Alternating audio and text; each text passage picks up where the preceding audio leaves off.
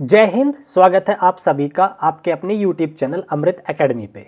हम लोग अपना माइंड मैप का एक सीरीज स्टार्ट किए हुए हैं जिसमें कि हर एक सब्जेक्ट को मैं एक ही क्लास में समराइज करता हूं, पूरी के पूरे कॉन्सेप्ट को। ठीक है, तो अभी तक आपके सारे कॉन्सेप्ट को मैंने रिवाइज करवा दिया है और आप लोग बहुत ज़्यादा डिमांड कर रहे थे CDP के लिए, तो मैंने आज आपका जो ये क्लास है CDP के लिए है। CDP का माइंड मैप है। ठीक है, इसमें मैं पूरी की पूरी CDP को अभी आपको सफ़र कराऊंगा। पूरा का पूरा CDP में कोशिश किया हूँ कि हर एक टॉपिक को टच करूँ। ठीक है, तो चलिए बिना टाइम वेस्ट किए आज की क्लास को आगे बढ़ाते हैं। और जो लोग चैनल पर नए हैं प्लीज़ चैनल को सब्सक्राइब जरूर कर लेना। ठीक है, तो आ जाइए आज की क्लास को हम लोग शुरू करते हैं।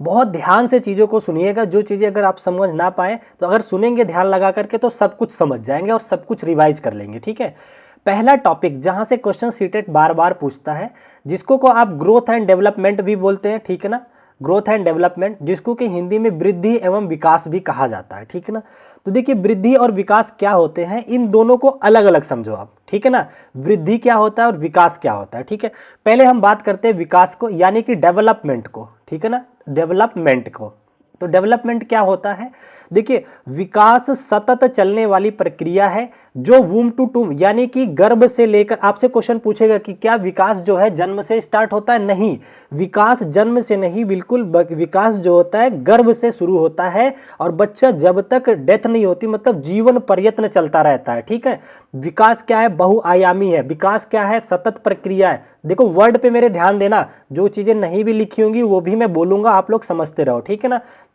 ये समझ गए विकास क्या हो गया। और क्या है? वृद्धि परिपक्वता के बाद रुक जाती है। अगर हम बात करते हैं वृद्धि की, तो वृद्धि एक ऐसी स्टेज आती है जब रुक जाती है। ठीक है, आगे मैं वृद्धि को और डिटेल में बताऊंगा, पहले विकास पे थोड़ा और चर्चा कर लेते हैं। ठीक है ना, देखिए विकास जो होता है यानी कि डेवलपमेंट जो होता है वो शारीरिक भी होता है, मानसिक भी होता है, सामाजिक भी होता है, संवेदिक भी होता है, इत्यादि पक्ष में होते हैं।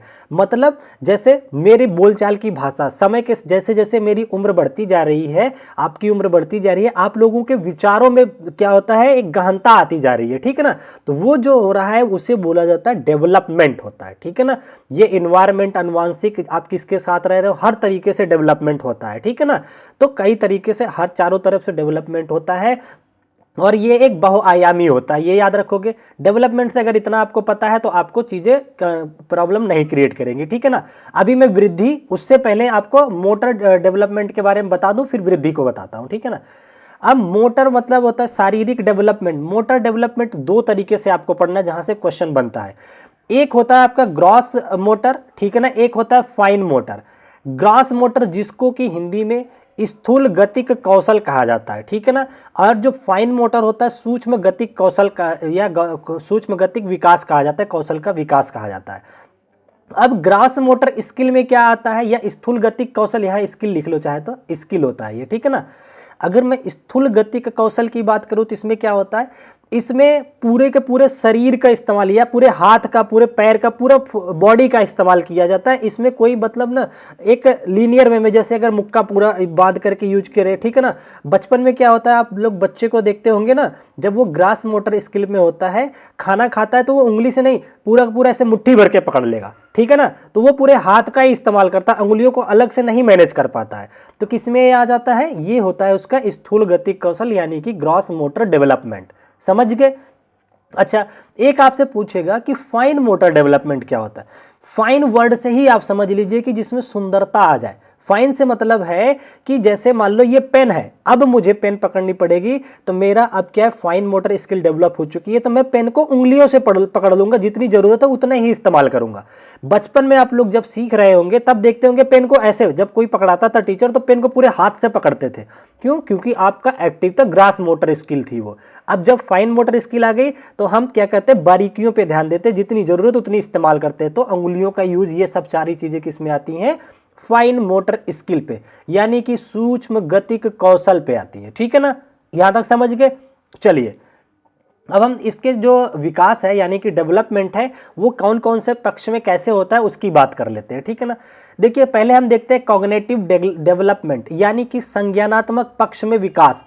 संज्ञान क्या का क्या मतलब होता है, संज्ञान से मतलब कुल मिलाकर के बुद्धि का विकास होता है कि आपका दिमाग कितना डेवलप हुआ, आपकी बातचीत की भाषा कितनी अच्छी हो गई है, आपका लेवल क्या हो गया सोचने समझने की, इसे बोला जाता है संज्ञानात्मक विकास। समझ गए? अच्छा, यहाँ देखिए कह रहा है, सिंपल सा इसका मीनिंग होता है, इसका मतलब मानसिक क्षमताओं के विकास से है। किसका? संज्ञानात्मक विकास का मतलब मानसिक क्षमताओं के विकास से है कि आप जैसे गणित को कितने अच्छे से समझने लग गए, समाज को कितने अच्छे से समझने लग गए, ये सारी चीजें आपके संज्ञानात्मक विकास में आएंगी, मतलब बुद्धि का विकास हो गया, जैसे ये सारी चीजें समझ गए ना। कॉग्निटिव डेवलपमेंट के बारे में, जिसमें बुद्धि का विकास से कह रहा है, दिमाग से रिलेटेड है, ऐसे समझो। अब एक जो डेवलपमेंट हमने समझ लिया विकास के बारे में, अगला आपका टर्म आ जाता है ग्रोथ, यानी कि वृद्धि। वृद्धि क्या होती है? वृद्धि की अगर हम बात करें यानी कि ग्रोथ की, तो ये डेवलपमेंट का ही एक हिस्सा है। क्या है? डेवलपमेंट का ही छोटा सा पार्ट होता है, ठीक है। ये मात्रात्मक होता है। मात्रात्मक मतलब इसको नापा तौला जा सकता है। जैसे अगर आपकी शरीर में वजन कितना, आपका मोटापा कितना बढ़ा, ये वृद्धि है, विकास नहीं है। और पतला आप कितने हो गए, आपकी लंबाई कितने हो गई, आप कहेंगे ये तो मेजर कर सकते हैं, 7 फीट है, 6 फीट है, 5 फीट है, ठीक है ना, 65 किलो है, 70 किलो, ये मेजर किया जा सकता है। तो ये सारी चीजें आपकी किस में आ जाती हैं? ग्रोथ में, ठीक है ना। ये समझ गए? यहां तक किसी को कोई डाउट नहीं? तो डेवलपमेंट एंड ग्रोथ ये एक दूसरे को आप सापेक्ष में समझ गए होंगे कि जो वृद्धि होती है वो एक विकास का ही पार्ट होता है। वृद्धि एक, अब ये भी यहां ध्यान रख लो कि एक मैच्योरिटी की एज आने के बाद वृद्धि रुक जाती है। अब जो सोचो, अब हम लोग की हाइट थोड़ी ना बढ़ेगी, जैसे कुछ एज आ गई, इसमें लिख लो मैच्योरिटी के बाद, मैच्योरिटी के बाद वृद्धि, वृद्धि क्या होती है? स्टॉप हो जाती है, ठीक है ना, रुक जाती है एक उम्र के बाद। लेकिन जो विकास होता है, डेवलपमेंट, वो जीवन पर्यंत चलते रहने वाली चीज है। यहां तक समझ गए वृद्धि और विकास, ठीक है। अब हम आ जाते हैं, थोड़ा सा समझ लेते हैं स्टेजेस ऑफ डेवलपमेंट, मतलब विकास की अवस्था के बारे में। विकास की कुछ अवस्थाएं होती है कि जब आप किस उम्र के दायरे में हैं तो कैसे आपका डेवलपमेंट होगा, क्या क्या चीज़ें एक्टिव होंगी, आपको क्या और जाना जाएगा, ये चीज़ें, ठीक है ना। तो विकास यानी कि स्टेजेस ऑफ डेवलपमेंट में जो पहली स्टेज होती है सेंसरी मोटर स्टेज, यानी कि सैसवा अवस्था जिसको बोला जाता है, ठीक है ना। सेंसरी मोटर भी बोला जाता है, जो इंग्लिश मीडियम के मैं बोल दूंगा, सुन लीजिएगा, ठीक है, क्योंकि कम टाइम था दोनों भाषा में लिखना। आप सोचो इंग्लिश का भी बनाया, फिर इसका माइंड मैप तैयार किया, पूरी रात नहीं सोया हूँ, 2 घंटे 3 घंटे बस सोया हूँ मैं, ठीक है ना। देखिए सैसवा अवस्था की अगर मैं बात करूँ, ये 0 से 2 वर्ष के लिए होती है, ठीक है ना। इसमें क्या होता है सैसवावस्था के बारे में, इसकी जो क्वालिटी है उसको समझो। क्या है? ज्ञानेंद्रियों से सीखता है बच्चा। इस उम्र में बच्चा अपनी ज्ञानेंद्रियों से, जैसे जब वो मान लो उसके ऊपर पानी गिर जाएगा, यहाँ पेट पे ठंडा लगने जाएगा, त्वचा से सीखेगा, आंखों के माध्यम से, पूरी शरीर के बॉडी के जो ज्ञानेंद्रियां होती हैं ना, सबका इस्तेमाल करके सीखता है। इसका जो एज डिसाइड किया गया है, मतलब जन्म से लेकर के 2 वर्ष तक क्या होता है? सैसवावस्था की एज होती है, समझ गए। दूसरी जो अवस्था आती है उसे बोलते हैं पूर्व बाल्यावस्था, ठीक है ना। तो पूर्व बाल्यावस्था की स्टेज कितने साल तक होती है? 2 से 6 वर्ष की होती है। इसी का दूसरा नाम बोला जाता है टॉय एज, यानी कि खिलौने की उम्र बोला जाता है, ठीक है ना। प्ले एज यानी कि खेल का उम्र, या प्ले एज, टॉय एज खेल का उम्र भी बोला जाता है, ठीक है ना। ये जो अवस्था होती है पूर्व बाल्यावस्था होती है, यानी कि 2 से 6 साल की जो एज होती है, इसमें बच्चा जो है लैंग्वेज यानी कि भाषा को बहुत जल्दी सीख जाता है। इस एज के बच्चे को अगर आप ले जाकर के अमेरिका छोड़ दो ना, तो वो आपसे जल्दी इंग्लिश बोलना सीख जाएगा। क्यों? क्योंकि आपको ये भी पता होगा, नॉम चॉम्स्की जी ने एलएडीए, जो आपको लैंग्वेज एक्विजिशन डिवाइस होता है, उसका दिया था, प्रतिपादन दिया था। उन्होंने बताया था कि बच्चे के अंदर जन्मजात एक डिवाइस होता है, एक यंत्र होता है, जिसकी माध्यम से वो चीज़ों को, भाषा को जल्दी सीख जाता है। भाषा सीखने का एक यंत्र होता है, ठीक है ना, जो कि लगभग 5 वर्ष तक, 5 ईयर तक एक्टिव होता है। तो ये याद रखना। तो इसीलिए जब कभी भूलने लग जाए ना कि किस एज में बच्चा भाषा जल्दी सीखेगा, तो ये से याद कर लेना कि जो लैंग्वेज एक्विजिशन डिवाइस है वो 5 साल तक एक्टिव है। तो कोई एज जो 0 से, मतलब 2 से लेके 5 के बीच हो या 6 के बीच में हो, उसी को बोलेंगे। तो पूर्व बाल्यावस्था उसका नाम दे दिया गया, समझ गए। चलिए अब आ जाते हैं हम लोग उत्तर बाल्यावस्था, लेटर चाइल्डहुड एज बोलते हैं, ठीक है ना। तीसरी स्टेज आ गई उत्तर बाल्यावस्था को। उम्र का जो रेंज दिया गया है 6 से लगभग 12 वर्ष की होती है, ठीक है ना। इसी का दूसरा नाम बोलते हैं गैंग एज। अब कई बार दूसरी लैंग्वेज में पेपर में दे देता है गैंग एज, कहेगा कि किसके किसके बीच की उम्र को गैंग एज बोलोगे। तो देखिए गैंग एज जो होती है पूर्व बाल्यावस्था तथा किशोरावस्था के बीच की एक उम्र होती है, जिसे कि गैंग एज बोला जाता है, ठीक है ना। इस गैंग एज क्यों बोलते हैं? आप देखते होंगे जब 6 से 12 वर्ष का बच्चा हो जाता है और पहली बार वो मतलब स्कूल जाता है या स्कूल में दूसरी तीसरी कक्षा में पहुंचता है, वो जब वैसे पहली बार ही जाता है क्योंकि 3 साल 4 साल के बाद जाता ही है, तब जाकर के वो धीरे धीरे ना ग्रुप बनाता है कि फला मेरी दोस्त है, वो मेरा दोस्त है, 4-5 बच्चों का ग्रुप हो जाएगा, ठीक है ना। तो इसी को बोला जाता है कि गैंग एज होती है ये, समझ गए? ठीक है। इस एज में क्या होता है, मोटर डेवलपमेंट फास्ट होता है, मतलब कि शारीरिक जो गतिविधियां होती है वो उसका जो विकास होता है बहुत तेजी से होता है इस उम्र में। किसमें? उत्तर 12 लेटर चाइल्डहुड स्टेज में, ठीक है ना, समझ गए। अच्छा, यहाँ पे मूर्त संक्रियात्मक होती है, मतलब चीजों को मूर्त रूप से ज्यादा समझता है, मतलब जो चीजें प्रत्यक्ष रूप से हैं तो वो है, हाइपोथेटिक्स या फिर अमूर्त चीजें नहीं समझ पाता, कैलकुलेशन पे उतना चीजें नहीं समझेगा, लेकिन उसे सामने दिखेगा ये पेन है, ये लैपटॉप है, ये लाइट है, वो चीजें वो जल्दी समझ जाएगा। समझ गए ना उत्तर बाल्यावस्था? मैं एक रैपिड रिवीजन तरह कराऊंगा, सब कुछ आपको दिखाना है, आपको लास्ट में माइंड मैप है ये, तो माइंड में आपकी चीजें याद हो जाए कि आपके सिलेबस में क्या क्या आ रहा है, ठीक है। चलिए, अच्छा, अगला सबसे इंपॉर्टेंट हो जाता है 4th नंबर का स्टेज, जिसको कि एडोलोसेंस स्टेज बोला जाता है। एडोलोसेंस बोला जाता है किशोरावस्था की उम्र, जिसको कि 12 से 18 वर्ष मानी गई है, ठीक है ना। इसका दूसरा नाम भी होता है, इसे तनाव व तूफान की अवस्था कहा था। पूछता है तनाव और तूफान की अवस्था, किशोरावस्था को किसने बोला था? तो स्टेनले हॉल ने बोला था, ठीक है ना। तो किसमें है? स्टेनले हॉल ने क्या दिया था? तूफान एंड तनाव की अवस्था। इसे वीर पूजा एज भी कहा जाता है, वीर पूजा एज। वीर पूजा एज का मतलब क्या होता है? इसमें वो किसी को फॉलो करने लग जाता है। कुछ बच्चे जैसे कि हीरो को फॉलो करने जाएंगे, गर्ल्स जो होती है हीरोइंस को फॉलो करने जाएगी कि मैं उसके जैसी बनूंगी, या किसी को बहुत आदर मान लेते हैं, ठीक है ना। तो ये सारी चीजें देखने को मिलती है किसमें? किशोरावस्था में मिलती है, ठीक है ना। और क्या होता है इसमें? बच्चा क्या करता है? अपने पीयर्स, अपने मतलब कि दोस्तों की ज्यादा सुनता है इन कंपैरिजन टू पेरेंट्स। आप अगर कहोगे किशोरावस्था में कि सपोज आज के टाइम को अगर हम तुलना करें, अगर हम बताते हैं कि बेटा ये मोबाइल फोन ले लो, पेरेंट्स ने बताया ये अच्छा फोन है, लेकिन दोस्त ने बताया नहीं सैमसंग वाला अच्छा फोन है, वो दोस्त की फर्स्ट प्रियोरिटी देगा, पेरेंट्स से ऐसा लगेगा कि दुश्मनी हो गई है, ठीक है ना। वो पेरेंट्स से कम मतलब मेल मिलाप रखने की उम्र होती है किशोरावस्था, ठीक है ना। किशोरावस्था की ही उम्र में बच्चों के अंदर बहुत सारी शारीरिक परिवर्तन भी देखने को मिलते हैं। धीरे धीरे बच्चों की क्या होती हैं, ये बियर्ड्स वगैरह आने लगती है, मॉइस्चर्स आने लग जाती हैं, आवाज़ में भारीपन आने लग जाता है, शोल्डर्स मजबूत होने लग जाते हैं, ये सारी चीज़ें। वहीं गर्ल्स में मेंस्ट्रुएशन साइकिल आने लग जाती है और बाकी शारीरिक स्ट्रक्चर चेंज होने लग जाता है, ठीक है ना। ये सारी डेवलपमेंट देखने को मिलता है किसमें? किशोरावस्था में, ठीक है ना। और इसी में लीडरशिप का विकास होता है, मतलब वो गैंग का सरगना बनना चाहता है। जो बच्चा होता है, आप देखेंगे अगर गांव वगैरह में कोई बच्चा रहेगा ना, अगर कोई भी क्रिटिकल कंडीशन आ गई, कुछ भी ऐसी घटना हो जाती है ना, तो जो वहां के नवयुवक होते हैं, जिनको बोला जाता है जो किशोरावस्था में होते हैं, वो सबसे पहले खड़े हो जाते हैं। उन्हें नहीं पता, वो डरते भी नहीं है, ठीक है। तो ये यही एज होती है, यहाँ पे बहुत ज्यादा हार्मोनल इफेक्ट पड़ता है। समझ गए ना किशोरावस्था के बारे में? इंपॉर्टेंट है, पूछता है आपसे। लेकिन एक चीज याद रखना, WHO ने, जो वर्ल्ड हेल्थ ऑर्गेनाइजेशन है, किशोरावस्था की उम्र को 10 से 19 वर्ष तक माना हुआ है, ठीक है ना। तो अगर ये भी आता है तो आपको ये बातें पता रहनी चाहिए, ठीक है। चलिए, धीरे धीरे आपको मैं सारी चीजें अभी रिवाइज करवा दूंगा, घबराइएगा मत। यहाँ तक आ गया, डेवलपमेंट की स्टेजेस समझ गए, किशोरावस्था। उसके बाद मैच्योरिटी स्टेज आ जाती है, वहां से क्वेश्चन नहीं बनता है, ठीक है। अब आपका आ जाता है व्यक्तिगत भिन्नता। व्यक्तिगत मतलब इंडिविजुअलिटी का कॉन्सेप्ट। इंडिविजुअलिटी का कॉन्सेप्ट का मतलब दुनिया का हर व्यक्ति, हर बच्चा अपने आप में भिन्न है, ठीक है ना। यहां तक कि अगर जुड़वा बच्चे भी होते हैं तो वो भी क्या होते हैं? इन्वायरमेंट के इफेक्ट से भिन्न हो जाते हैं। मैं थोड़ा सा पानी पी लूं, तब तक इसको ध्यान दो आप लोग, अभी समझाता हूं। देखिए क्या होता है व्यक्तिगत भिन्नता से, मतलब क्या होता है?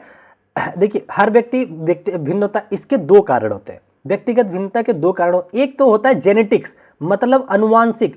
आप देखेंगे कि जिस फैमिली बैकग्राउंड में आप पैदा हुए हैं, आपके पेरेंट्स जिस तरीके के हैं, कुछ नेचर उनका आता है, तो आप दूसरे के पेरेंट्स से जो बच्चा पैदा हो उससे भिन्न दिखते हैं। दूसरा होता है एक्वायर्ड डिफरेंस, मतलब कि जो आप वातावरण से सीख लिए।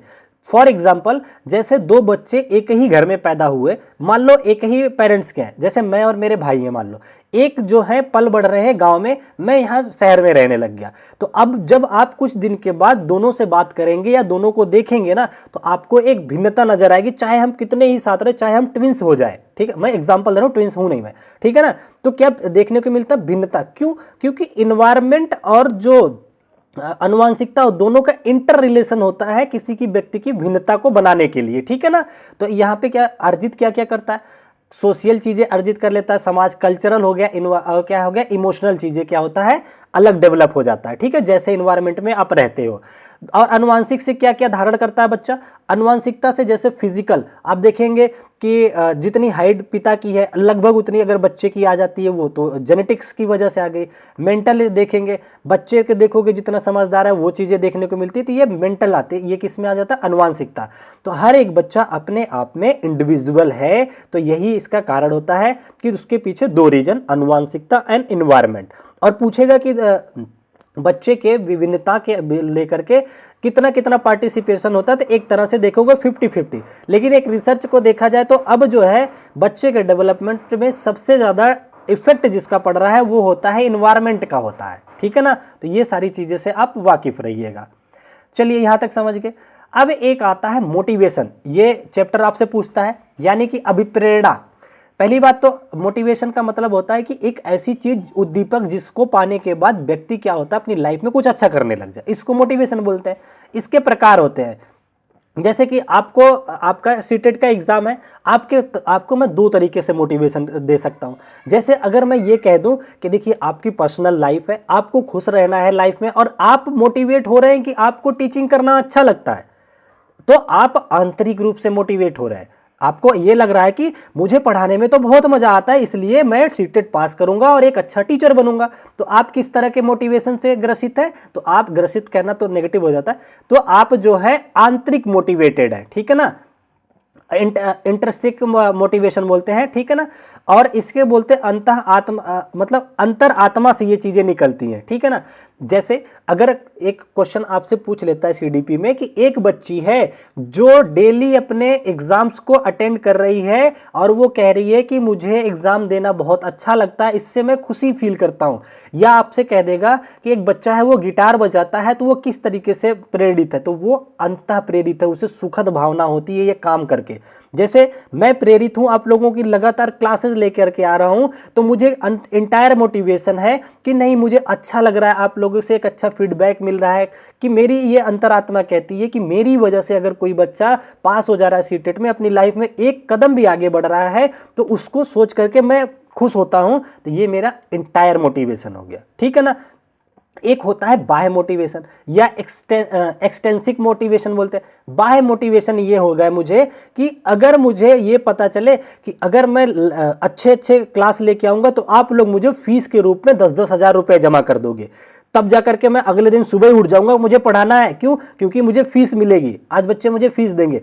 तो वो मेरा जो हो गया मोटिवेशन, वो बाह्य मोटिवेशन हो गया। मैंने उपहारों या फीस या इन चीज़ों की वजह से मोटिवेट होकर के आपका क्लास लाया, लेकिन मैं तो ऐसे नहीं आया हूँ, मैं तो अपने आप ही मोटिवेट हूँ कि आप लोगों को पढ़ाना है, मेरा उद्देश्य है, मुझे मजा आ रहा है कि आप लोग पास हो जाओगे तो मुझे खुशी मिलेगी। तो ये तो इंटायर मोटिवेशन हो गया। तो बाह्य मोटिवेशन समझ गए।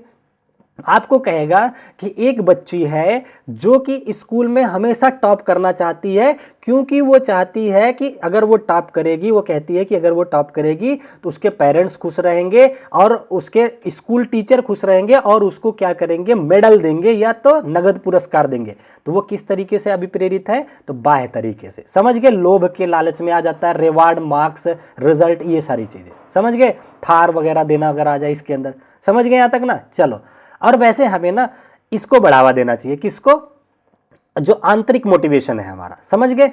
चलिए अब देखिए, एक इसमें लिखा नहीं है, महारत वगैरह भी होता है। महारत का मतलब भी इसी से होता है, आंतरिक मोटिवेशन से। महारत हासिल करने का यही मतलब होता है कि अगर आप आंतरिक रूप से मोटिवेटेड है और अपने लाइफ में जो कमियां हैं उससे सीख करके आगे बढ़ रहे हैं, ठीक है ना, तो उसे बोलते हैं महारत हासिल करना, ठीक है ना। एक होता है उद्दीपक, बाहर से चीजें देख करके। एक होता है भय से, किसी चीज की फेलियर के भय से केवल पढ़ाई करना, तो वो महारत हासिल करने के उसमें नहीं आता है, ठीक है ना। इन चीजों से भी आपको पता रहना चाहिए। अच्छा, उसके बाद एक टॉपिक आता है आपका आईक्यू से, जिसको कि बुद्धि लब्धि बोलते हैं, ठीक है ना। तो इसका एक फार्मूला होता है आईक्यू का, वो होता है मानसिक आयु बटे वास्तविक आयु गुणा 100 कर दोगे तो आईक्यू निकल करके आ जाता है। और एक बात ये ध्यान रखना कि आईक्यू नहीं डिसाइड करता कि कोई बच्चा कितना ज्यादा क्रिएटिव है। किसी का आईक्यू ये नहीं डिसाइड कर सकता कि वो कितना ज्यादा क्रिएटिव है। क्यों? क्योंकि मान लीजिए मेरा आईक्यू लेवल मान लीजिए 100 है, ठीक है ना, पर वो जरूरी नहीं है कोई मुझसे कहे कि उर्दू पढ़ा दो तो मुझे थोड़ी आएगा उर्दू, मैंने पढ़ा ही नहीं है, उसमें तो मेरा तो 0 हो जाएगा। तो आप ये नहीं डिसाइड करते कि मैं क्रिएटिव नहीं हूं, ठीक है ना। तो आपको क्वेश्चन देगा, क्वेश्चन ये सारी बातें मैं आपके पेपर के ही बता रहा हूं, आपके ऐसे क्वेश्चन पूछे जाते हैं, ठीक है ना। आपसे पूछेगा कि क्या क्रिएटिविटी आईक्यू से मैं किसी बच्चे की क्रिएटिविटी डिसाइड कर सकता हूं क्या, तो आप कह देना नहीं कर सकते। समझ गए? चलो अब देखिए कुछ आईक्यू के बारे में जान लीजिए। जो एवरेज आईक्यू बच्चा होता है वो 90 से 110 के बीच में आता है, ठीक है ना। और जो गॉड गिफ्टेड कुछ बच्चे होते हैं उनका आईक्यू लेवल 140 या उससे ऊपर होता है। तो ये आपको एक फैक्ट याद रखना है। समझ गए? आई होप यहां तक आपको कोई दिक्कत नहीं हुई होगी। चलिए अब देखिए हम बता देते हैं आप लोगों की आवश्यकता अनुक्रम सिद्धांत। पहली बात तो ये जानो, आवश्यकता अनुक्रम का सिद्धांत जो दिया था मैस्लो ने दिया था। किसने? अब्राहम मैस्लो ने दिया था, ठीक है ना। इसमें क्या होता है कि हमारे जीवन यापन के लिए समय और शरीर और समाज के हिसाब से हमारी कुछ पर्सनल आवश्यकताएं होती हैं, ठीक है ना। जैसे हमारी शरीर की कुछ आवश्यकताएं होती हैं। ऐसा नहीं कि मैं दिन रात आपको पढ़ाता रह सकता हूं बिना खाए पिए। हमें हमारी शरीर हमारी बॉडी को किस किस चीज़ की आवश्यकता होती है? हवा पानी भोजन की आवश्यकता होती है। तो ये पहला क्रम आ गया। सबसे पहली जरूरी है कि हमें अपने हेल्थ का ध्यान रखना होता है। ये क्रम आपको ध्यान रखना है, ठीक है ना। मैस्लो ने यही क्रम बताया है। तो पूछ लेता है अकॉर्डिंग टू मैस्लो आवश्यकता अनुक्रम क्या है। तो पहले शरीर बनाओ, ठीक है ना, हवा पानी की जरूरत।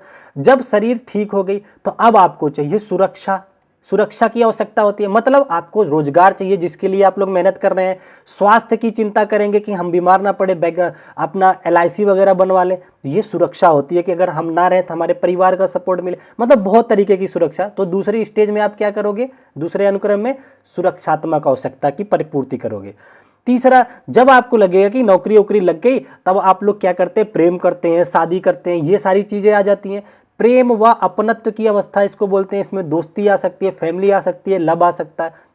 मैस्लो ने तो हालांकि यही क्रम बताया, लेकिन समाज में इसका उल्टा ही हो रहा है। ये वाला स्टेप गायब करके सीधा लव वाली लाइफ पे आ जा रहे हैं, ठीक है ना। फिलहाल ये बात की बात है, कभी लाइव क्लासेस लूंगा तब बातें करेंगे इन चीजों पे, ठीक है। ये समझ गए? किस पे आ जाते हैं? प्रेम या अपनत्व की आवश्यकता होती है तीसरे स्टेज में। जब आपकी ये आवश्यकता भी पूरी होगी, आपकी शादी ब्याह हो गया, उसके बाद चौथी स्टेज आ जाती है। अब अपने को चाहिए फुल इज्जत। वो सुने हो ना, अब अपने को चाहिए सम्मान। वो बोलता है ना, आप लोगों ने अगर थिएटर वगैरह देखे होंगे, एक कौन सी वेब सीरीज है जिसमें कहता है अपन को अब चाहिए फुल इज्जत, गुड्डू भैया वाला कुछ नाम है उसका, याद नहीं आ रहा, मिर्जापुर शायद है, ठीक है। तो उसमें कहता नहीं अब फुल इज्जत चाहिए। तो चौथे स्टेज में आ जाती है कि जब आपको प्रेम वगैरह मिल गया, शारीरिक सब कुछ सिक्योर हो गया, अब उन्होंने अब्राहम मैस्लो ने कि अब मुझे चाहिए सम्मान, मतलब सम्मान की अवस्था, ठीक है ना। रिस्पेक्ट मतलब फ्रीडम, रिस्पेक्ट, ये सारी चीजें, स्वतंत्र होना चाहता हूं मैं, ये आ गया, ठीक है। जब आप सब कुछ लाइफ में कर लेंगे, लास्ट में कहेंगे कि अगला स्टेज जो है आत्म सिद्धि का हो गया, ठीक है ना। सेल्फ एक्चुअलाइजेशन, मतलब कि अब सिद्धि प्राप्त होगी, दुनिया जाए भाड़ में, हमें कुछ नहीं, मतलब हमें आराम से शांति चाहिए, हमें खाने को मिल जाए, थोड़ा घूमने टहलने को मिल जाए, बस ये। तो आत्म सिद्धि लास्ट में जाता है। तो ये पदानुक्रम आपको याद रखना है। मैस्लो के अकॉर्डिंग पूछता है अगर आपसे, तो ठीक है ना, तो आपको पता रहना चाहिए। पहले आवश्यकता शरीर की, फिर सिक्योरिटी, फिर आपको शादी विवाह वाला लव मैरिज का, ठीक, सॉरी मैं क्या बोल रहा हूँ, ये हो गया। उसके बाद आपके सामने आ जाता है क्या? फुल इज्जत वाली कंसेप्ट याद रखना। लास्ट में वो क्या होता है? आत्मसिद्धि आ जाता है, ठीक है ना। हेडेक मत लो कि कल एग्जाम में, परेशान नहीं होना, चिल होकर के जितना पढ़ोगे उतनी अच्छे से चीजें सीखोगे, ठीक है। यहां तक समझ गए? अब एक आता है, आपको क्रिएटिविटी से पूछा जाता है बार बार कि कोई बच्चा क्रिएटिव है, इसकी पहचान करो। अगर मैं क्रिएटिव हूं तो मेरे अंदर क्या क्या चीजें दिख सकती हैं। तो कुछ तथ्य आपको याद रखने होते हैं, जैसे कि जो क्रिएटिव होगा उसके अंदर फ्लुएंसी होगी। अगर जैसे मैं पढ़ा रहा हूं, एक फ्लो में बताता हूं ना, ऐसा थोड़ी अटक रहा हूं, अरे इसके बाद वो, ये थोड़ी कर रहा हूं। तो एक फ्लुएंसी आएगी जो भी क्लासरूम में, ये बच्चे के परिप्रेक्ष्य में सब सिखा रहा हूं मैं, भले ही अपने पे एग्जाम्पल ले रहा हूं, लेकिन सिखा बच्चे के परिप्रेक्ष्य में। आपको क्लासरूम में ऐसे पूछा जाएगा कि एक क्रिएटिव बच्चा है, आप कैसे पहचानोगे, तो या उसमें 4 वाक्य दे देगा, क्रिएटिव बच्चे के अंदर ये होगा वो होगा इस तरह से, तो उसके अंदर जो होगा वो मैं बता देता हूँ कि उसके अंदर फ्लुएंसी यानी कि धारा प्रवाहिता देखने को मिल सकती है, ठीक है ना। फ्लेक्सिबल होगा, वो लचीला होगा, अकड़ू नहीं होगा कि किसी ने गलत कमेंट कर दिया, अरे कैसे कर दिया, या कोई हमें कमेंट नहीं किया मैं कल से पढ़ाऊंगा ही नहीं, मतलब एक लचीलापन होता है, विनम्र होता है, ये सारी चीजें देखने। टीचर की भी बात को तुरंत मान लेगा वो जो क्रिएटिव बच्चा होगा, ठीक है ना, कि हाँ सर सही कह रहे हैं, हाँ मैम सही कह रही हैं आप, पीछे जाके बैठ जाएगा, ये नहीं अकड़ेगा कि नहीं मैं तो यहाँ नहीं बैठूँ, मतलब एक ये नेचर देखने को मिलेगा। तो क्रिएटिविटी की पहचान पूछता है, ठीक है ना। उसके बाद आपका क्या आता है, ओरिजिनलिटी आता है, मतलब मौलिकता उसके अंदर देखने को मिलेगी, ठीक है ना। और क्या, एलिबरेशन, विस्तार करता है वो अपनी लाइफ को। इंट्रोवर्ट टाइप का नहीं होता, वो एक्सट्रोवर्ट टाइप का होता है। एक्सट्रोवर्ट का मतलब हो गया कि वो एक चीज को कई तरीके से करने में विश्वास रखता है। आप उसको एक क्वेश्चन दोगे ना, धड़ से करके दूसरे में कर देगा। कई बार बच्चा जो होता है, क्रिएटिव बच्चा जो होता है, क्लासरूम में बोरियत भी फील करता है। क्यों? क्योंकि उसको उसके लेवल की चीजें नहीं मिल रही है। जो आपने क्वेश्चन दिया वो चंद सेकंड में कर दिया, बाकी बच्चे कर रहे हैं, तो वो क्रिएटिव है, ठीक है। उसको नेगेटिव नहीं लिया जाता, वो पॉजिटिव लिया जाता है। इसको FFOC से भी, OE से भी आप याद रख सकते हैं। ये देखिए पेडागोजी में भी आपको सॉल्व करेगा, CDP में तो कर ही रहा है, ये पेडागोजिकल में भी क्रिएटिव बच्चे की पहचान में या क्रिएटिविटी के तत्व डायरेक्ट भी पूछता है। तो ये सारी बातें आपको पता रहनी चाहिए, समझ गए। चलें आगे बढ़े। चलिए अब मैं आप लोगों को जो आपके मनोवैज्ञानिक रहे हैं उनसे रिलेटेड जो क्वेश्चन बनते हैं उस पर थोड़ी नजर डालता हूं, ठीक है ना। आपको सारा रिवाइज कराऊंगा, घबराइएगा मत। इसी एक क्लास में आपको यकीन हो जाएगा कि हाँ कितनी हेल्प मिली है, ठीक है ना। देख के जाना और 1-2 दोस्त को भी शेयर कर देना। काफ़ी मेहनत हो रही है जब से आप लोगों का पेपर लगा है ना, तो संडे ब्रेक कर रहा हूँ, इवन मैं दीपावली पे भी घर नहीं गया। तो याद रखिएगा, ये आपके एग्जाम की वजह से बस नहीं गया था। देखो ये बातें बाद में करेंगे। देखिए अगला क्या कह रहा है, वाइगोस्की का सामाजिक सिद्धांतिक परिप्रेक्ष्य। पहली बात तो आपको ये याद रखना है कि वाइगोस्की नाम सुनते ही आपको अपने, अगर पॉजिटिव वे में पूछा जा रहा है तो अपने ऑप्शन में सबसे ज्यादा उस पर फोकस करना है जहां पे समाज लिखा हो या संस्कृति लिखी हो। क्या? वाइगोस्की, ऐसे याद रखो, वाइगोस्की मतलब समाज, समाज मतलब वाइगोस्की, ये याद रखना। क्यों? क्योंकि इन्होंने ही बताया है कि संज्ञानात्मकता का विकास सामूहिक प्रक्रिया द्वारा संभव है। मतलब समाज के इंटरेक्शन का बहुत महत्व उन्होंने बताया है कि बच्चा अपने लाइफ में जो चीजें सीखता है, संज्ञान करता है, उसमें अहम भूमिका किसकी किसकी होती है, उसके समाज की, कहाँ रह रहा है, संस्कृति कौन सी है, इन चीजों की, ठीक है ना। इन्हें सामाजिक संस्कृतविद भी कहा जाता है। किसको? वाइगोस्की जी को। तो ये भी आपको पता होना चाहिए, ठीक है ना। तो यहां तक हो गया। चलो इसमें 2-3 बातें आती हैं, सोशल इंटरेक्शन, कल्चरल और लैंग्वेज, ये सारी चीजों पे ये डिपेंड करते हैं। इनका कहना है कि बच्चे का संज्ञान जो है तीनों के अंतर संबंध से ही होता है, विकास इसका संभव है। SCL इसको भी बोला जाता है शॉर्ट में। ऐसे इतना मैं बोल रहा हूँ वैसे ही याद रहेगा। समाज देखते ही जो समाज से रिलेटेड देता तो पहचान जाओगे ना, समाज, संस्कृति, कल्चर सब बाहर की चीजें हैं, ठीक है ना। पियाजे जी इनके उल्टे पियाजे जी इनके उल्टे करते थे, अभी सिखाता हूँ, रुक जाओ, ठीक है ना। अब लेकिन एक चीज और ध्यान रखना, वाइगोस्की जी ने ही, इनके ही कॉन्सेप्ट में कुछ इंपॉर्टेंट टर्मिनोलॉजी आती है जहां से क्वेश्चन बनता है, ठीक है ना। तो मैंने सम अदर इंपॉर्टेंट टर्म्स के नाम से ये लिखा है। जैसे आपको बोल देगा जोन ऑफ प्रोक्सिमोडेस्टल, जिसको कि ZPD के नाम से जाना जाता है। ZPD का मतलब होता है जैसे रहा ये बच्चा, ठीक है ना, ये किस रेंज तक चीजें सीख पा रहा है, जो उसके रेंज में आ रहा है कि ये बातें तो सीख लेगा। ये रेंज उसके उम्र या हर चीज के अकॉर्डिंग डिसाइड की जाती है। मेरा एक ओवरव्यू देने से मतलब है, बहुत डीप में जाएंगे बहुत बड़ी वीडियो हो जाएगी, ठीक है ना। तो ZPD क्या होता है, इसको संभावित विकास का क्षेत्र बोलते हैं, कि इस उम्र में इतना तो विकास हो ही जाएगा एटलीस्ट, ये होता है, ठीक है ना। अब क्या होता है, कई बार क्या होता है, बच्चा वो भी नहीं सीख पाता कि जो उसके जो ZPD में है। जैसे आप 10वीं क्लास में हैं और आप, मैं एग्जांपल दे रहा हूं, आप 10वीं क्लास में हैं और आप 10वीं क्लास की मैथ भी नहीं सीख पा रहे हैं, तो है तो जबकि आपके ZPD में है वो चीज सीखने के लिए, आप सीख सकते हैं, लेकिन नहीं सीख पा रहे। तो उन्होंने इससे निजात पाने के लिए क्या किया था, एक वर्ड दिया था, स्केप फोल्डिंग। स्केप फोल्डिंग का मतलब होता है अस्थाई मदद, जैसे हिंट देना। जैसे आप थे, आपके जोन ऑफ प्रॉक्सिमल मतलब ZPD में ये था। देखो एग्जाम में बुक लैंग्वेज में नहीं जाता, मैं इसलिए समझा रहा हूं कि आपको एग्जाम में देख के समझ में आ जाए, क्योंकि ऐसे ही बुक आता भी पेपर। जैसे आप सीटेट नहीं पास कर पा रहे थे, जबकि ऐसा नहीं है कि वो आपके जोन ऑफ प्रॉक्सिमल में नहीं है, मतलब ZPD में नहीं है, ZPD में आपके है, पर आपको एक चाहिए स्केप फोल्डिंग। मैं आ गया और मैंने जो इसके फोल्डिंग देता है वो MKO होता है। मतलब MKO मतलब मोर नॉलेजेबल अदर, वो पेरेंट्स, दोस्त, टीचर कोई भी हो सकता है जो आपसे उस फील्ड में थोड़ा सा ज्यादा जानता हो, ठीक है ना। वो क्या काम करा, उसने आपको हिंट दे दी थोड़ी, जैसे मैं हिंट ही तो दे रहा हूं, मैं आपको थोड़ा सा इसके फोल्डिंग दे दिया, थोड़ा सा ढांचा या पाड़, इसकी हिंदी होती है पाड़ बोला जाता है, ढांचा भी बोला जाता है, ठीक है ना। तो याद रखना, मैंने आपको ढांचा या पाड़ थोड़ा सा दे दिया, इसमें मैंने क्या किया, छोटे छोटे सॉल्यूशन, छोटी छोटी वीडियो ला करके आपको सपोर्ट दे दिया। अब आप क्या किए, आपके जो पहुंच के अंदर चीजें थी आपने सीख लिया उसको, ठीक है ना। सिंपल सी बात है। ये होता है क्या, तीनों लैंग्वेज समझ गए। जो ना ZPD क्या होता है, संभावित विकास का क्षेत्र, जहां तक आपका विकास हो सकता है। स्केप फोल्डिंग का मतलब अस्थायी मदद दे के चले जाओ। जैसे आपके घर में छोटा बच्चा जब साइकिल सीखता है तो आप क्या करते हैं, पहले तो बार बार गिरता है, लेकिन आपने क्या किया, थोड़ा सा उसको हाथ लगा दिया और फिर क्या, वो अपने आप ही चलाता चला जाता है। तो आपने उसको क्या दिया, एक स्केप फोल्डिंग दिया, पाड़ दिया, ढांचा दिया, समझ गए। MKO मैंने बता दिया कि जो आपको आपके ZPD को अंदर जो चीजें आ रही हैं उसको पाने में मदद कर दे, जो आपसे थोड़ा ज्यादा नॉलेजेबल है, इसको बोलते हैं मोर नॉलेजेबल अदर, ठीक है ना। वो आपका टीचर हो सकता है, दोस्त हो सकता है, पेरेंट्स हो सकता है, कोई भी हो सकते हैं, ठीक है। आई होप यहां तक समझ गए। तो देखिए वाइगोस्की जी से हम लोग इतनी ही बातों पे चर्चा करेंगे। आगे अब हम बढ़ते हैं कोहलबर्ग के बारे में थोड़ा सा जान लेते हैं, ठीक है ना। देखिए कोहलबर्ग ने नैतिक विकास का सिद्धांत दिया था कि बच्चे के अंदर नैतिकता कैसे विकसित होती है, किस किस लेवल पे। तो इन्होंने 2 स्तर का नाम दिया, आपको ज्यादातर ध्यान इस पे देना, उनके स्तर कितने एज तक चलते हैं, ठीक है ना। पहला स्तर जो था प्री कन्वेंशनल लेवल 1 बोले थे उसको, प्री कन्वेंशनल लेवल बोले थे, जिसको कि पूर्व परंपरागत अवस्था भी कहते हैं। ये 4 से 10 साल होती है, ये याद रखोगे। कई बार डायरेक्ट उम्र पूछता है, किसके अकॉर्डिंग, कोहलबर्ग के। दूसरा आपसे पूछता है पारंपरिक अवस्था, यानी कि 10 से 13 वर्ष की, इसको बोलते हैं कन्वेंशनल लेवल, ठीक है। तो ये याद रखोगे, इनसे इतना ही पूछा जाएगा, इतना अगर आप पढ़ लेंगे, बाकी 1-2 क्वेश्चन देख लेंगे तो आपको सब समझ आएगा, ठीक है।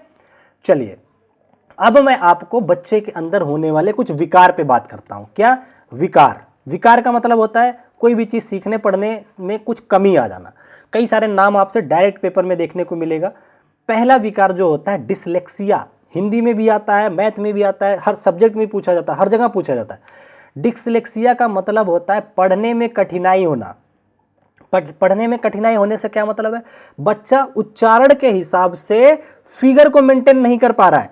उसने डी देखा, बी देखा, उच्चारण डी कर रहा है, इसको बोल रहा है डी, कभी बी को इसको बोल दे रहा है, मतलब एक समन्वय नहीं बैठा पा रहा है किसके किसके बीच में, उसकी आकृति को देख करके, उसके शेप को देख करके और अपने उच्चारण को।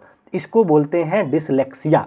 किसको, पढ़ने में। अगर सही देखा जाए ना तो डिसलेक्सिया से हर कोई ग्रसित होता है थोड़ा बहुत। मैं भी कभी कभी उल्टा सीधा पढ़ देता हूं, ठीक है ना। जैसे आप SAW सॉ लिखेंगे तो बच्चा उसको वाज पढ़ लेगा, या वाज को सा पढ़ लेगा, मैन को नेम पढ़ लेगा, कुछ भी, मतलब इस तरीके के फ्लैक्चुएशन देखने को मिलते हैं। तो ये सारी घटनाएं आती हैं डिसलेक्सिया के अंदर, समझ गए।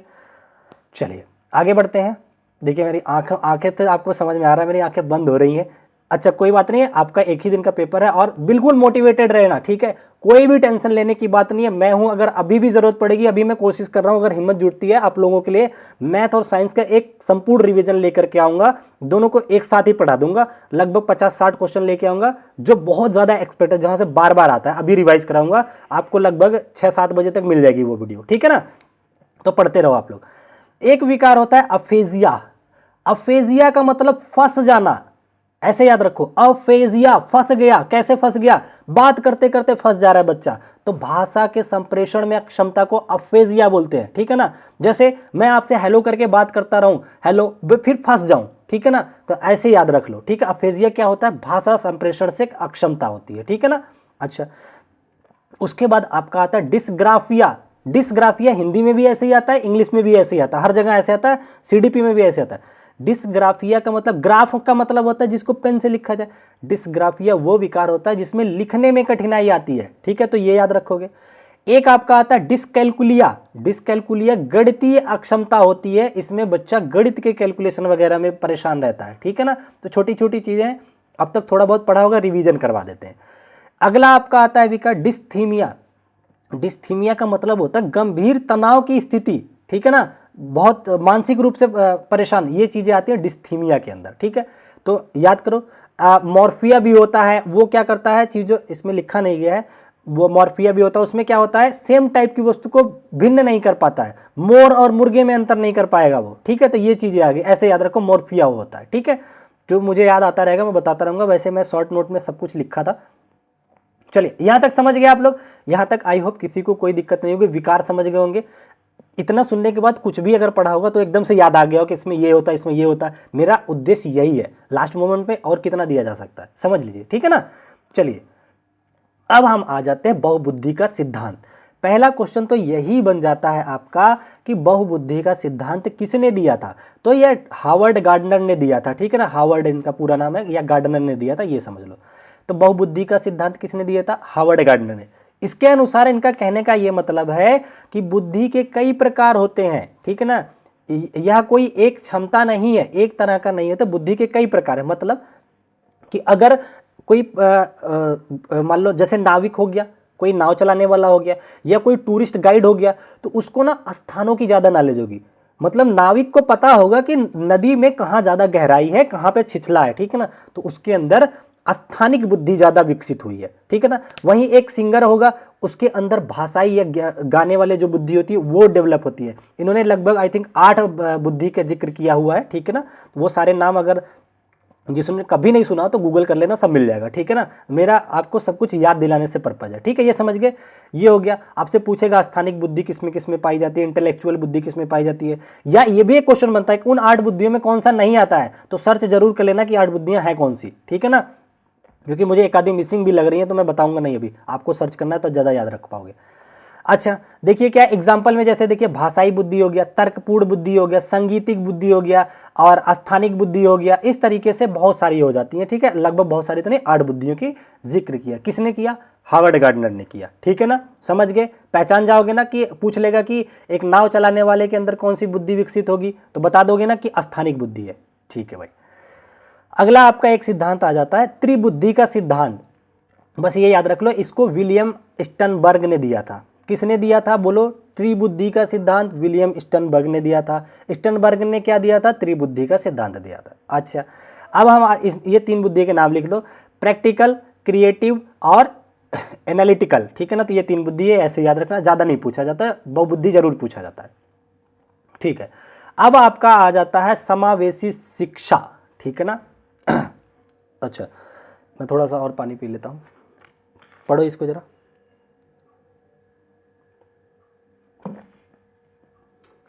समावेशी शिक्षा क्या होती है, देखिए आज के टाइम में समावेशी शिक्षा पर ज़्यादा बल दिया जा रहा है। समावेशी शिक्षा का मतलब होता है जो बच्चे की ज़रूरत के हिसाब से ही उससे एजुकेशन देना, ठीक है ना। बच्चे को जिस चीज़ में इंटरेस्ट है उसको वो करवाना।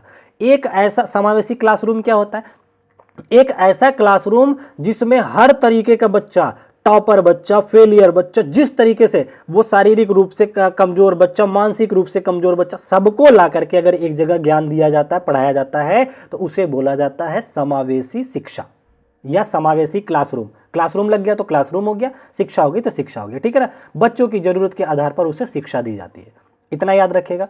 अच्छा ठीक है, यहाँ से फैक्चुअल भी कुछ पूछता है कि 86वें संविधान संशोधन के अनुसार 6 से 14 वर्ष तक के बच्चों को निःशुल्क एवं अनिवार्य शिक्षा देनी है।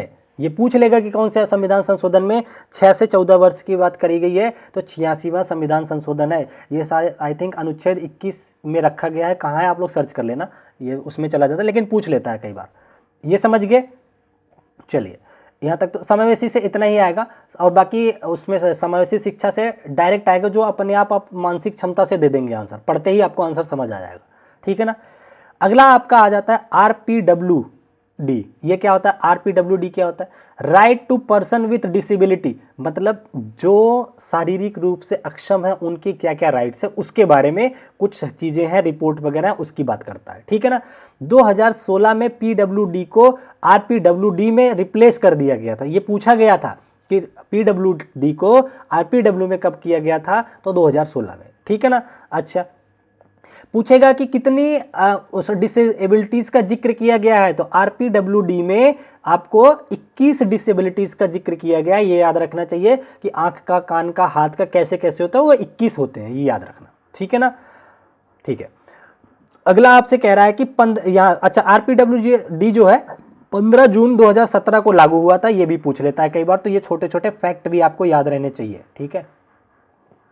अगला देखिए क्या है, आरटीई एक्ट क्या है। आरटीई एक्ट 2009 में तैयार हुआ था और लागू 1 अप्रैल 2010 में हुआ था, ये आपको ध्यान रखना है। आरटीई एक्ट पूछेगा लागू कब हुआ था तो आप 2010 बताओगे अप्रैल, लेकिन ये आरटीई एक्ट तैयार कब हुआ था, ये 2009 में ही तैयार हो गया था, तो ये बातें आप ध्यान रखोगे, ठीक है ना।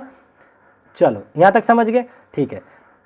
कुछ और विशेष बातें जो आपको याद रखना है, कह रहा है कक्षा 1 से 5 तक जो वर्किंग डेज होना चाहिए टीचर का, उसको 200 वर्किंग डेज मतलब 200 दिन उसके पढ़ाना है, लगभग 8 घंटे, ठीक है, ऐसे कुछ करके है, ठीक है, याद रखना। उसमें ऑप्शन दिया रहेगा 1 से 5 तक के लिए तो 200 वर्किंग डेज होता है विद्यालय चलाने का, मतलब स्कूल जो चलेगा। एनईपी बताया, जो एनसीएफ बताया है कि आपको अपने स्कूल को जो रन करना है पहले से 5वीं तक के बच्चों को कम से कम 200 दिन तो क्लास चलाना है, ये याद रखना है, ठीक है। 6 से 8 तक 220 वर्किंग डेज होता है, ठीक है, ये याद रखोगे। चलो अब आपके आ जाते हैं एनसीएफ 2005। एनसीएफ 2005 किस पे बल देता है, उस पे बस वहीं से क्वेश्चन बनता है, ठीक है ना। ये कहता है कि बच्चे की शिक्षा को बाहरी जीवन से जोड़ो, ठीक है, बच्चे को बोझ रहित करो, उसके पीठ पे बोझ मत ला दो, जरूरत की किताबें लाइब्रेरी में रखो। और क्या कहता है कि बच्चे को चीजें रटवाओ मत, बच्चे को क्या करो समझाओ, ठीक है, बच्चे को करके सीखने का अवसर दो, ये हो गया। और बच्चे की ज्यादातर चीजें बच्चे के हिसाब से करो, इसका ये मतलब है, ठीक है ना। तो एनसीएफ 2005 रचनावाद पर आधारित है, करके सीखने पर जोर देता है, ठीक है। इसने ये कहा है कि जो आप अध्यापक हो ना, आप बहुत बड़े उसके ऊपर कोई शिकंजा कसने वाले नहीं हो, आप एक सुविधादाता हो, फैसिलिटेटर हो, मतलब कि आप बस उसे गाइड कर सकते हैं, छोटी छोटी उसकी जो ज़रूरतें हैं उससे जब ज़रूरत हो दे सकते हैं, और इससे ज़्यादा आपका उसमें कोई रोल नहीं है, ठीक है। तो टीचर, तो जब भी आपको ये बात आता है तो बच्चे को केंद्र मान करके आपको आंसर हल करना होता है, ठीक है ना। तो एक आता है उसके बाद बाल केंद्रित शिक्षा का भी इन्होंने सपोर्ट किया है। तो बाल केंद्रित शिक्षा का जिक्र किसने किया है, किसने समर्थक थे, उन्हें जॉन डीवी थे, ठीक है ना। तो बाल केंद्रित शिक्षा के समर्थक जॉन डीवी थे। बाल केंद्रित शिक्षा का मतलब बच्चे के हिसाब से सब कुछ होना चाहिए, उसकी ज़रूरत के, उसके उम्र के हिसाब से, उसके आवश्यकताएं क्या क्या हैं, उसकी फिजिकल के हिसाब से सारी चीज़ें बच्चे के परिप्रेक्ष्य में देखना है आपको, समझ गए। चलिए यहाँ तक आ गए, आगे बढ़ते हैं, कुछ और जो चीज़ें रह गई उनको भी डिस्कस करते हैं, फिर क्लास को ख़त्म करेंगे। फिर अभी कोशिश करूँगा देख करके जाना, मतलब आप लोग रेडी रहना, सब्सक्राइब करके बेल आइकन प्रेस कर लेना, आपको अभी नोटिफिकेशन आ सकता है। मैं अभी मैथ और साइंस की क्लास भी ले आने की कोशिश में हूँ, अगर हिम्मत रही तो, ठीक है ना। चलो अगला आपसे कह रहा है कि principle of development of children, ठीक है ना, बच्चों के विकास के क्या क्या सिद्धांत है, प्रिंसिपल्स कौन कौन से हैं, ठीक है ना।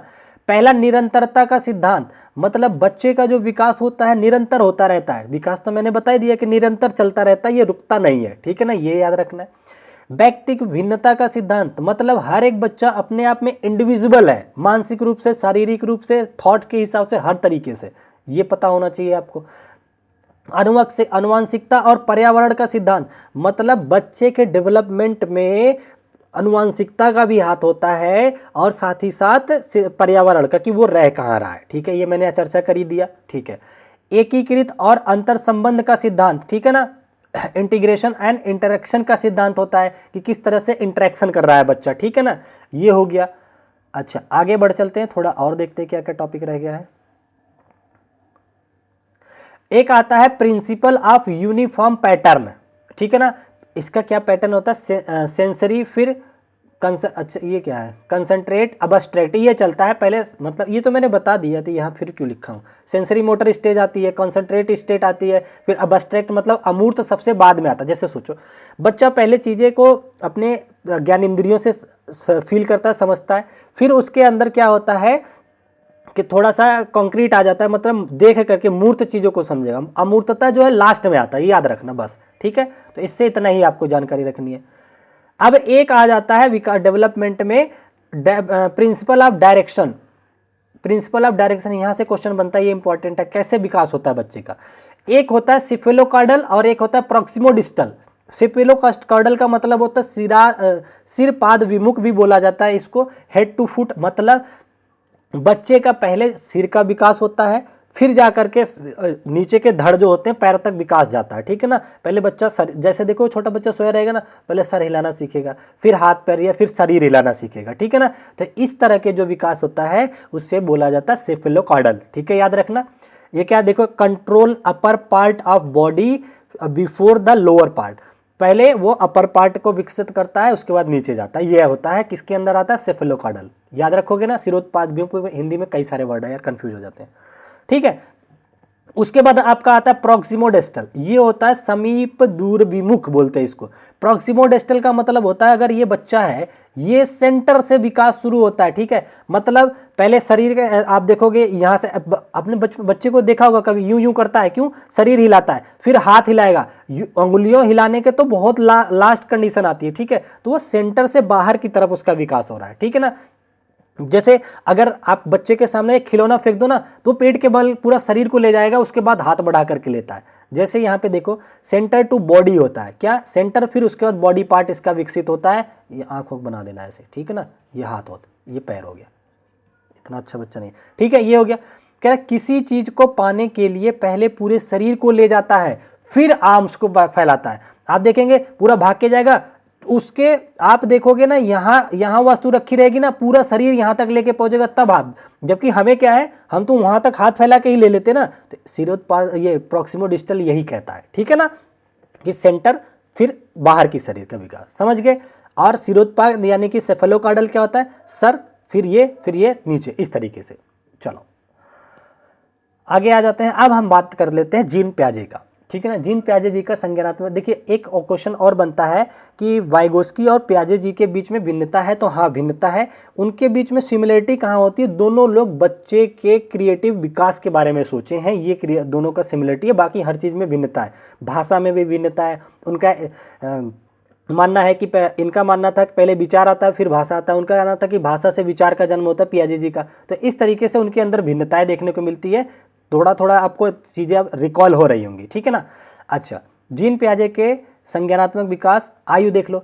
इनका जो पहला विकास का स्टेज इन्होंने बताया था सेंसरी मोटर स्टेज, ठीक हो, संवेदी प्रेरक अवस्था बोलते हैं, जो 0 से मतलब जन्म से 2 वर्ष की होती है, ठीक है। इसमें क्या होता है, संवेदी अनुभवों का शारीरिक क्रियाओं के साथ समन्वय करते हुए संसार का अन्वेषण करना। संवेदी मतलब बच्चा है, वो अपनी शारीरिक इंद्रियों का इस्तेमाल करके समाज को समझता है या चीज़ें फील करता है, ठीक है ना, ये हो गया इसमें। तो ये इनकी पहली अवस्था हो गई। सेंसरी मोटर स्टेज का ईयर पूछेगा 0 से 2। फिर पूछेगा प्री ऑपरेशनल स्टेज यानी कि पूर्व संक्रियात्मक अवस्था क्या है, ये 2 से 7 वर्ष की होती है, ठीक है ना। इसमें क्या होता है कि प्रतीकात्मक विचार का विकास, वस्तु अस्थायित्व उत्पन्न हो जाता है। अब ये क्या होता है, आपसे क्वेश्चन दे देगा कि एक पिता है जो अपने 5 साल के बच्चे के सामने गाड़ी की चाबी पहले हटा देता है, तो बच्चे के पास वस्तु अस्थायित्व का गुण आ गया है। मतलब उसको पता है जो वस्तु मेरे सामने नहीं है वो दुनिया में एग्जिस्ट करती है। पहले वो क्या समझता था कि जैसे नहीं, छोटा बच्चा उसको कहते ये उड़ गया, वो मानता था कि खत्म दुनिया से, वो वस्तु ही खत्म। लेकिन जब वो पूर्व संक्रियात्मक अवस्था में आता है 2 से 7 साल के बीच में, तो उसको चीजें छुपा दी जाती है ना, तो उसको पता चल जाता है कि बस ये मेरी नजरों से हटी हैं, दुनिया में एग्जिस्ट कर रही हैं, ठीक है, ये कहना चाह रहे हैं। अच्छा, अगला कह रहे हैं अंतः प्रसंगात्मक विचार, ठीक है ना, इसको क्या बोलते हैं, इंट्यूटिव थॉट्स, ठीक है। इसके अंदर ये आता है अंतःप्रतात्मक विकास है, विचार है, कोई बात नहीं। अच्छा आगे बढ़ते हैं, देखिए कह रहे हैं विभिन्न भौतिक गुणों को समन्वित नहीं कर पाता है, ये इसके अंदर आता है इसी स्टेज में। बस ये याद रखना क्या क्या आता है। और क्या होता है, अहम केंद्रवाद होता है, मतलब इतने छोटा बच्चा खुद को डायरेक्शन देता है, प्राइवेट स्पीच करता है, खुद से बात करके एक डायरेक्शन दिशा देगा। जैसे बच्चा क्या करता है जब खेलता है ना, डॉक्टर वाला खेलेगा तो अपने से ही बात करेगा, डॉक्टर इसको यहाँ बिठा देते हैं, ये इसको सुई लगाएगा, ये करेगा, खुद को दिशा देता रहता है, ठीक है ना। तो ये प्राइवेट स्पीच या अहम केंद्रवाद आएगा, तो ये भी इनके इसी स्टेज में आता है। केंद्रीकरण मतलब एक घटना का एक ही पक्ष उसे दिखाई देता है, ठीक है ना। एनिमेशन, सजीववाद, सभी देखो इसी में आता है। जैसे 2-2.5 साल का बच्चा होगा ना, अगर वो गिर जाता है तो आप देखते होंगे मम्मी ना क्या करती है, जमीन को ही पीटने लगती है कि कैसे मार दिया मेरे बेटे को। तो ये काम जो होता है वो तो उस बच्चे को ऐसा फील होता है कि इसको चोट लग रही है, या उसका टेडी होता है छोटा सा जो ना, उसके साथ अगर खेलता है तो अगर आप उसको कहेगा कि ना इसको भूख लग रही है, इसको खाना खिलाओ, मतलब उसको ये फील होता है कि इसके अंदर जान है। ठीक है, तो ये इसे बोला जाता है सजीव, निर्जीव वस्तुओं को भी सजीव की तरह ट्रीट करता है बच्चा। ठीक है, तो ये आपको पता होना चाहिए।